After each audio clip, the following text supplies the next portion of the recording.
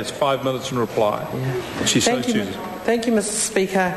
I thank members for their expression of support for the Mental Health Compulsory Assessment and Treatment Amendment Bill.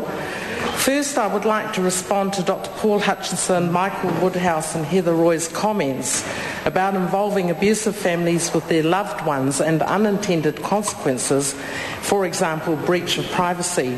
Let me quote direct from the Act. 7A subsection 2, a practitioner must consult the family or whānau of the proposed patient or patient. This subsection is subject to subsection 3. Subsection 3, subsection 2 does not apply if the practitioner has reasonable grounds for deciding that consultation is not reasonably practicable or not in the best interests of the proposed patient or patient. This bill does not already change already existing legislation whereby a psychiatrist is not required to consult family or whānau. It is the responsible clinician or psychiatrist who ultimately decides whether family intervention is appropriate. I also mentioned that this bill is about strengthening and clarifying family inclusion. The Attorney General gave his legal opinion. It says this bill does not contravene the Bill of Rights. The Privacy Commissioner supports the goal of this bill to equip families with the tools to look after their loved ones. I wanted to express deep appreciation to the Deputy Chair of the Health Select Committee, Honourable Ruth Dyson, for her wise counsel and support.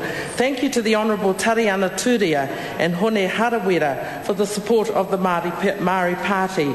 Thank you to Kevin Haig from the Greens in terms of Tinana, Hingara, Wairua. Thank you very much to Sir Roger Douglas. Sir Roger, I really appreciate your willingness to meet with me, to challenge me, but more importantly your commitment for family inclusion, but more importantly having access to information and health across the board.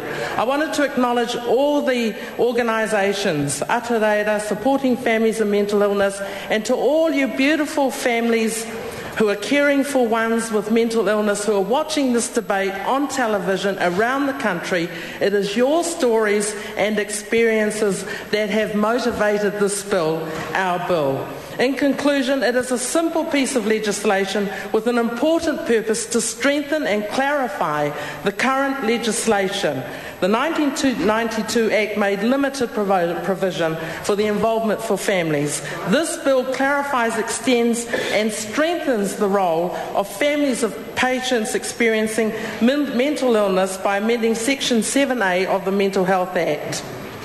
The point of these changes is first and foremost to clarify the rights and families and responsibilities of the family and whānau in relation to their family member being cared for under the Act. I would really appreciate the support for this bill to go to Select Committee. It's a democratic process. It will enable input from families, consumers, providers and psychiatrists. It is my hope that this bill will go a long way to addressing the need for greater family inclusion. Forget about the rhetoric, inclusion in the caring for and recovery of mental health patients, our loved ones, by fixing a gap in the current legislation. I commend, Mr. Speaker, this bill to the House. Members, the question is that the motion be agreed to. Those who are of that opinion will say aye. Aye. The contrary opinion, no. No. Ayes have it.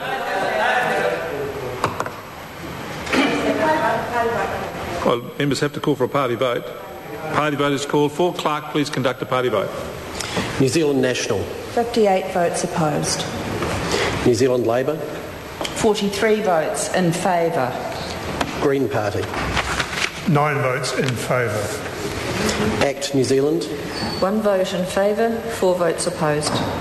Māori Party. Eri manga pōti hei tautoko. Progressive. 1 vote in favour. United Future. 1 vote in favour.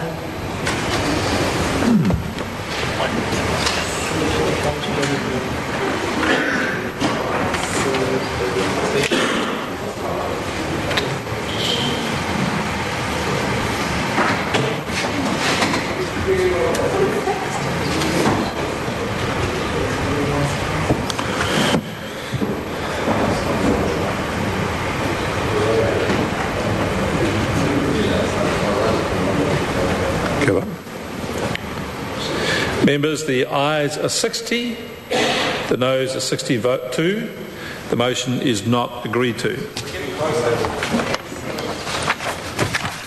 I now call on members' order of the day number 2. Resource management requiring authority